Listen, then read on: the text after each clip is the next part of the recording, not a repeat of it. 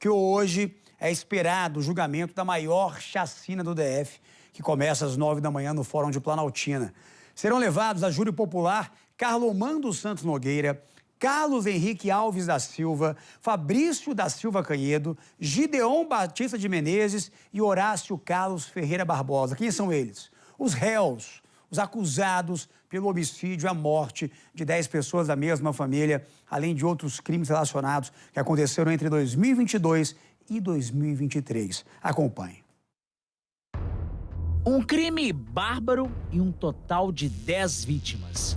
Marcos Antônio Lopes de Oliveira, o patriarca, Tiago Gabriel Belchior de Oliveira, filho do casal, Cláudia da Rocha Marques, ex-companheira de Marcos, Elisamar da Silva, esposa de Tiago, Renata Juliene Belchior, esposa de Marcos, Gabriela Belchior de Oliveira, filha do casal, Ana Beatriz Marques de Oliveira, filha de Marcos com Cláudia, Rafael, 6 anos, Rafaela, 6 anos e Gabriel, 7 anos, filhos de Tiago e Elisamar. Do outro lado, os acusados da maior chacina já registrada em todo o Distrito Federal em 65 anos de história.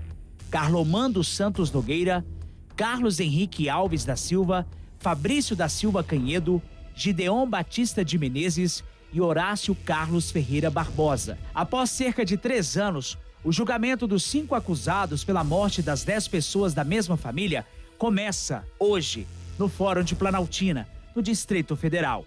Os réus que vão à júri popular cometeram o crime na passagem dos anos de 2022 para 2023.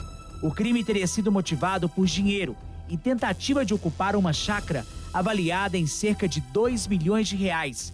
Esse terreno fica na região do Grande Itapuã e possui características como cachoeira privativa, extensa área de pastagem e aproximadamente 5 hectares, o equivalente a 50 mil metros quadrados. Tinha exatamente a ganância em razão daquela chácara que sequer pertencia à vítima, né? Porque tinha uma disputa possessória à época, em juízo, existia uma disputa possessória, existia uma ganância de todos ali, né? Que estavam querendo ficar com essa, sabe? O Horácio, o Gideon, que inclusive esse Gideon sabe-se, a acusação sabe-se que ele mandou matar, inclusive, o próprio irmão por causa de uma caminhonete. Existe um outro processo em andamento contra ele. É um cara realmente extremamente de alta periculosidade, entendeu? Então, teve essa questão do patrimônio e teve também a questão do desespero, que na medida que eles foram matando as pessoas e a família foi procurando, eles foram desesperando e ceifando a vida de todos, né? E foi chamando as pessoas para o local que eles estavam para ceifar a vida, para não deixar qualquer testemunha, não deixar qualquer herdeiro, não deixar qualquer testemunha. A intenção dos acusados, segundo as investigações, era eliminar todos os membros da família para se apropriar da propriedade, sem deixar herdeiros vivos. No entanto, o imóvel não pertencia legalmente à vítima, apontada como patriarca da família, Marcos Antônio Lopes de Oliveira, que foi o primeiro a ser assassinado de forma cruel. Estamos na região do Vale do Sol, em Planaltina, Distrito Federal. Foi nesta casa que, após 3 anos, ainda se encontra fechada, que esses criminosos trouxeram Marcos Antônio, que veio baleado, enrolado no tapete e enterrado numa cova rasa. Além dele, a esposa Renata, a filha Gabriela e também o filho Tiago, esposo de Elisamar, além da ex-companheira, a Cláudia Regina, e a filha Ana Beatriz. Todos foram mantidos reféns aqui, nesta residência, que até hoje ainda está com o portão fechado. Ninguém, depois de tudo que aconteceu, desta tragédia, desse crime brutal, conseguiu morar nesta residência. Aqui foi o palco para uma das tragédias mais horríveis, mais cruéis que o Distrito Federal já viveu em seus 66 anos de história. Daqui mesmo, desse cativeiro que foi locado por esses criminosos em 2022, já num crime premeditado, foi onde os restos mortais de Marcos Antônio foram encontrados pelo Corpo de Bombeiros e diversas autoridades. E daqui também saíram a filha Gabriela, a mãe Renata, levadas num carro até uma estrada de Unai e ali os corpos encontrados carbonizados. Além das duas, o filho Tiago de Marcos Antônio, marido de Elisamar, juntamente com Cláudia Regina, ex-companheira de Marcos Antônio, e a filha Ana Beatriz, foram levados daqui e jogados numa vala, numa cisterna, no núcleo rural Santos Dumont, que fica a poucos quilômetros daqui deste local, que foi utilizado como cativeiro. A chácara estava envolvida em uma disputa judicial desde o ano de 2020, período em que os legítimos proprietários buscavam a retomada da área. A bem da verdade, essa chácara ela não era de propriedade da vítima Marcos. Né? A gente tem que, né, em homenagem à verdade real, a gente tem que pontuar isso.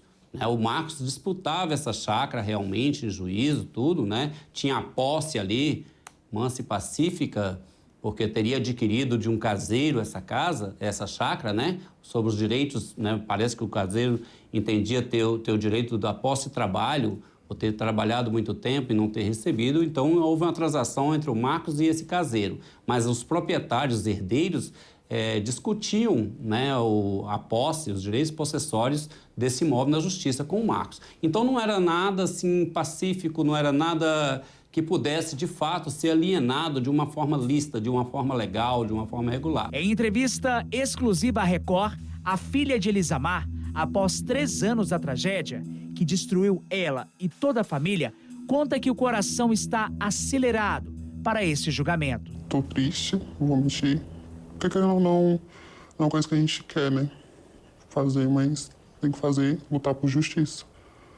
Tô muito abalado, mas correndo atrás de justiça. A filha de Elisamar conta que acompanhava o desenrolar dos fatos pela mídia, com aflição. Eu não acreditava. Para mim parecia que a qualquer momento ela ia me ligar e falar, não, tá tudo bem. Só que não. Acompanhava com aflição, claro.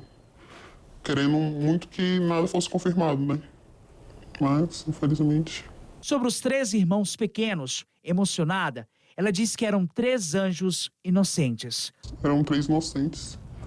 Não tinham por que fazer o que fizeram com eles. Não tinha. Eram crianças educadas, lindas.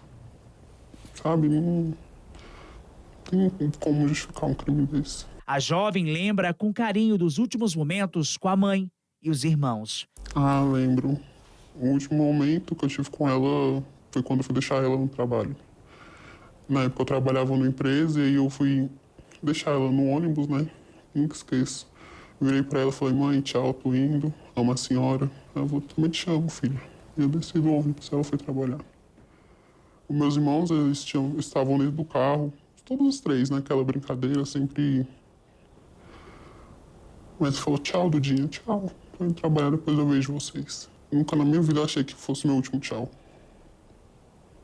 Nunca. Nem a última memória deles. A filha de Elisamar acredita que a justiça será feita. Acredito.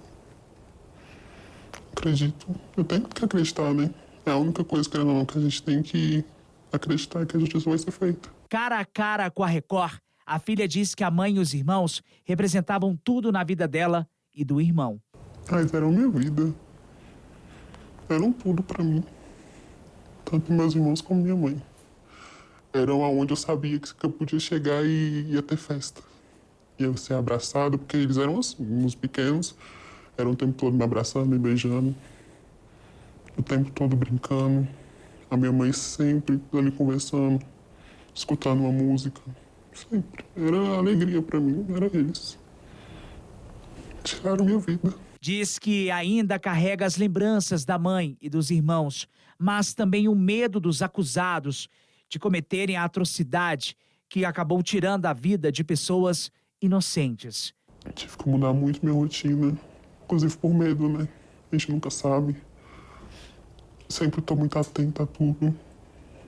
A falta que eles fazem, porque querendo ou não, eles eram muito minha rotina. E tirar isso de mim foi ter que procurar muita coisa. Porque sempre, a minha rotina sempre foi trabalhar e ver minha mãe, ir até o salão e ver eles, buscar eles na escola, cuidar deles. E agora eu não tenho mais isso. Então eu tive que criar muita coisa. O advogado de defesa da família de Elisamar fala sobre a expectativa em torno do julgamento. A expectativa é a condenação de todos, até porque nós temos um conjunto probatório firme, né? A acusação conseguiu demonstrar durante a instrução processual da primeira fase, né? Toda a autoria delitiva, toda a materialidade do crime bárbaro que aconteceu, né? Então a expectativa é que eles peguem a pena máxima em todos os crimes nos quais estão sendo imputados a eles, né? Até em razão da crueldade, né, os requintes de crueldade foram utilizados na conduta de todos. O defensor da família de Elisamar faz uma ressalva. Mesmo pegando penas altas, existe a progressão de pena. Essa pena deveria ser cumprida integralmente no regime fechado, quando se tratar de crimes hediondos e de crimes tão graves quanto foi esse do caso da família da senhora Elisamar. Porque no sistema progressista você vai cumprir um certo percentual e, reunidos os requisitos objetivo e subjetivo, que é o bom comportamento carcerário, a pessoa pode progredir para um regime menos gravoso. E eu acho que isso não traz uma resposta estatal para a família que perdeu de forma tão monstruosa os seus entes queridos. Ainda de acordo com o advogado, a sentença dos acusados vão variar. Sabendo-se que tem um dos envolvidos que pode pegar uma pena menor, que é o Carlos Henrique, né, em razão dele ter a participação dele, tem que responder, nos termos do artigo 29 do Código Penal, ele tem que responder dentro da medida da sua culpabilidade. E nos parece, eu estou com a acusação, que a conduta, o dolo, o onus necandi dele foi apenas em relação ao Tiago, seria o sequestro, né, e a participação no homicídio da vítima, Tiago. Para a filha da cabeleireira Elisamar, a mãe sempre será lembrada como uma mulher guerreira. Ela me ensinou muita coisa. Então, assim, acho que hoje, se eu consigo, assim, seguir adiante é por ela. É saber que ela sempre lutou pra me deixar bem, meu irmão bem. E não é justo com ela eu deixar me decair. Não é justo. Então eu sigo em frente por ela.